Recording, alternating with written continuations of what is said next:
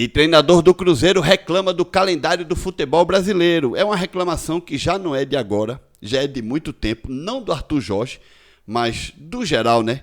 Quantos e quantos treinadores, seja de primeira, de segunda, de terceira divisão, não já reclamaram do calendário do futebol brasileiro?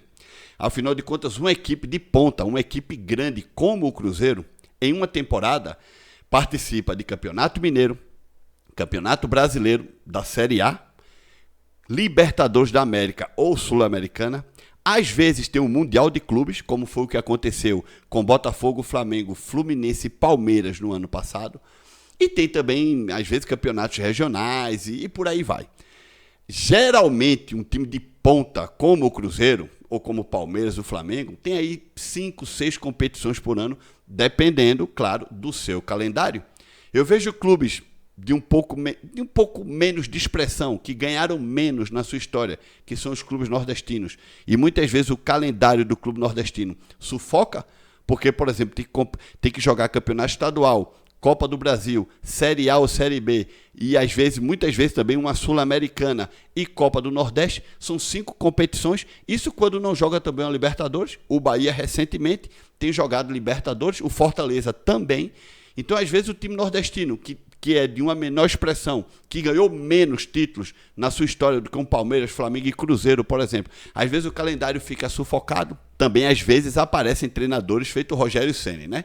Que hoje está no Bahia, dizendo que não jogar é ruim para o grupo. Já o ano passado ele falou que jogar muito também era ruim para o grupo. Então, aí não dá para entender, né? Nesse caso, Arthur Jorge está reclamando porque o calendário está apertado. Muitas competições, pouco tempo de treino, de descanso e tal, beleza. O Rogério reclamou disso ano passado e hoje está reclamando que o Bahia está tendo tempo demais para descansar, que poucos jogos dificultam a preparação do elenco. Aí, meu amigo, aí não dá para aguentar, né? Mas isso do Rogério fica para outro vídeo, tá? Vamos dar uma olhada aqui nessa reportagem do Globoesporte.com. Abre aspas, somos uma das poucas equipes que vai fazer 4 jogos com 2 dias de preparação de intervalo. Não sei se há outra equipe. Fecha aspas, Arthur Jorge, técnico do Cruzeiro. Todos têm que estar preparados para jogar, ligado à ideia de identidade da equipe, para que possamos, em momento algum, dispensar nossos valores. Muito bem, eu acho que um time como o Cruzeiro, time grande, com grana, que tem condições de ir no mercado contratar, tem que realmente montar elenco para pelo menos 2 competições em simultâneo, né?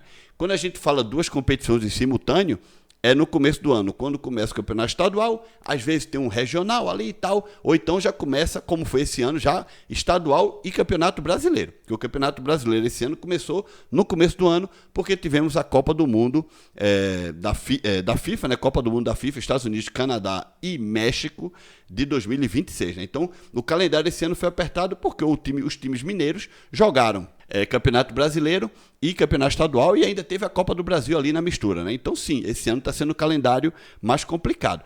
Mas aqui para nós, não é apenas para o Cruzeiro, né? Mas vamos continuar. O Cruzeiro enfrentará o Flamengo 2 vezes neste intervalo citado por Arthur. Uma pela Libertadores, outra pelo Brasileiro. Corinthians pela Série A e Atlético Mineiro pela ida das quartas de final da Copa do Brasil. Completam a lista. Neste período, outros 4 times farão 4 partidas: Palmeiras, Vasco, Santos e Atlético Mineiro. O único que terá tempo igual de intervalo entre os compromissos será o rival, que joga exatamente nos mesmos dias que o Cruzeiro. Os próximos 4 jogos do Cruzeiro, no dia 16 às 19h30, Corinthians e Cruzeiro pelo Campeonato Brasileiro. Dia 19 às 21h30, Flamengo e Cruzeiro pela Libertadores da América. Dia 22 às 20h30, Cruzeiro e Flamengo pelo Campeonato Brasileiro. E dia 25 às 21h, Cruzeiro e Atlético Mineiro, Copa do Brasil. Pois bem, vocês viram aí o Cruzeiro metido em 3 competições.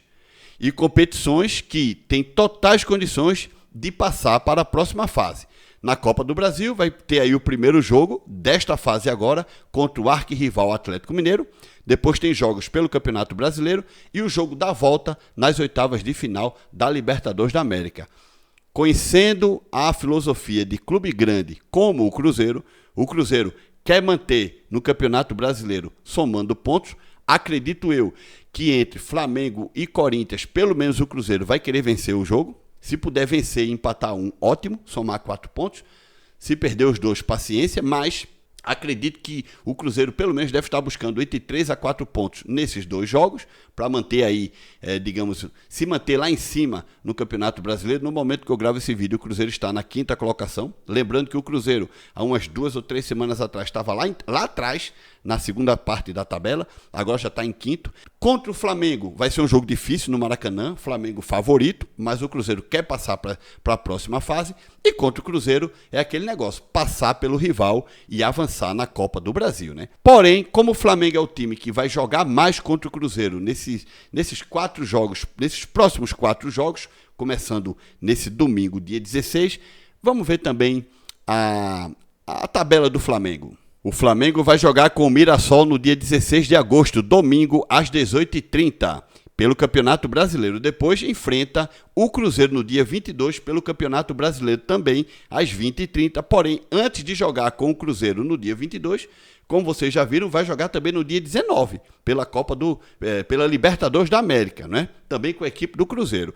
E depois, no dia 30, vai pegar o Botafogo, clássico carioca com o Botafogo, às 16 horas, no horário de Brasília. Ou seja, talvez o Flamengo esteja um pouquinho mais folgado, mas vai fazer 4 jogos também em um intervalo curto, né? Talvez o calendário do Cruzeiro um pouquinho mais apertado. Mas, enfim, funciona para todos, né? Diga-me uma coisa, você, torcedor do Cruzeiro. Se você fosse jogador do Cruzeiro... Agora é uma pergunta para você, tá? Se você fosse ex-jogador do Cruzeiro, por exemplo, você sai do Cruzeiro, vai para outros clubes e tal, e de repente o rival, o Atlético Mineiro, quer contratar você, mas você tem uma certa identidade com o Cruzeiro, porque já passou por lá, né? Mas eles querem colocar na tua mão 30 milhões de reais em um contrato de 3 anos e meio. Você aceitaria? Comenta aqui embaixo. Você aceitaria, você cruzeirense, digamos, aceitaria jogar no Atlético Mineiro por um contrato de 3 anos por 30 milhões de reais? Não é que Marinho não quis aceitar um contrato como este do Bahia? Você não foi pro Bahia por causa do Vitória? Fui. Não fui por causa disso. Porque eu sempre falei, cara, quando eu saí daqui, você vê, joguei no Grêmio, joguei no Inter, joguei no Grêmio, joguei no Ceará, joguei no Fortaleza. Comecei no Fluminense, joguei no Flamengo. Então, a minha questão, quando eu saio daqui, eu falo, cara, o único lugar que eu não jogo é no rival, por tudo que eu construí aqui, eu não troco isso por dinheiro nenhum. E não é à toa, e a proposta que eu tive do outro lado lá era surreal. Era papo de 3 anos, 30 milhões no bolso. Zorra! Então, tipo assim... 30 milhões, velho? Em 3 anos de contrato, 3 anos e meio. Caramba, velho. Junto com luva, salário e tudo.